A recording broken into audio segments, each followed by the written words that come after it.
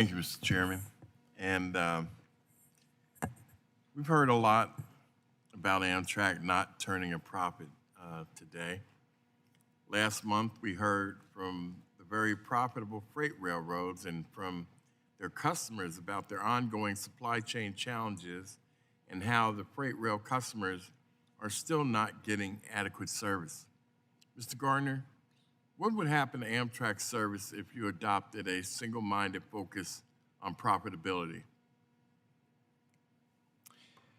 Congressman, I think essentially none of the national network trains that are long distance would still be in operation.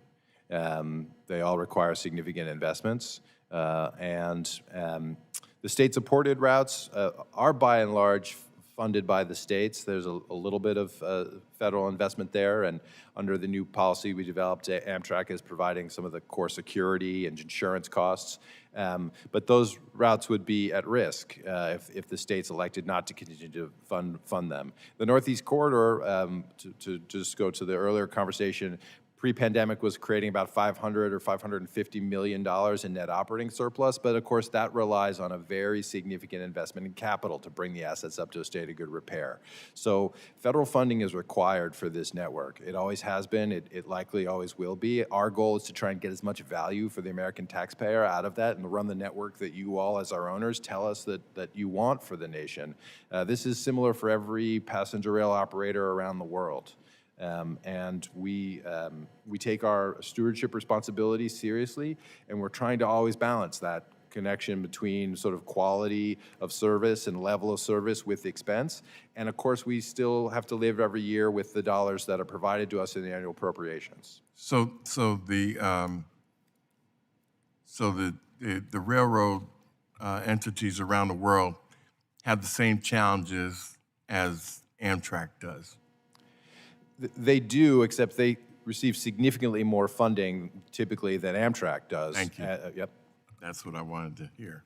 Mr. Warren, how would passengers along the Northeast Corridor react to these changes to services?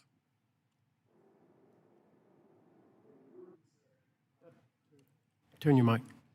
The improvements that are going to be funded through the infrastructure bill are going to have significant benefits to service. We're going to have more reliable service, more frequent service, and faster service.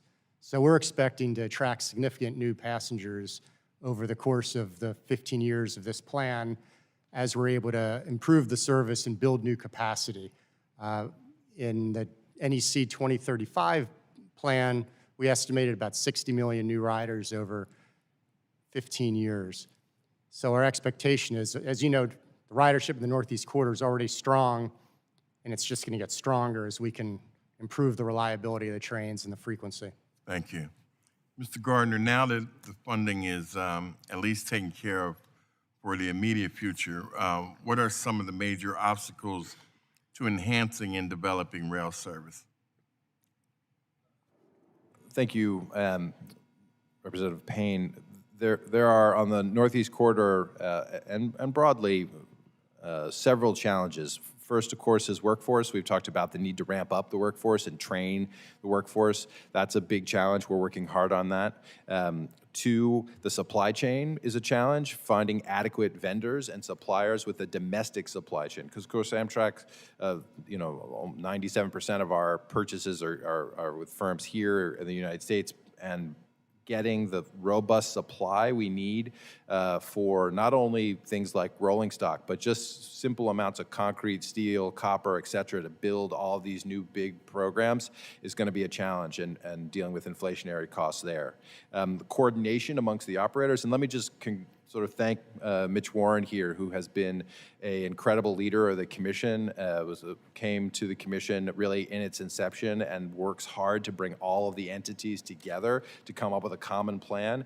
We have a common plan, but it's not easy to execute. We have 12 different railway operators, over 4 owners in the Northeast Corridor, and trying to get coordinated and balanced construction work against service is a real challenge. In order to rebuild the railroad, we have to take it out of service, similar to on interstate highways. You know, We all hate it in the summer. They close down a bunch of lanes to do work. We all sit in traffic.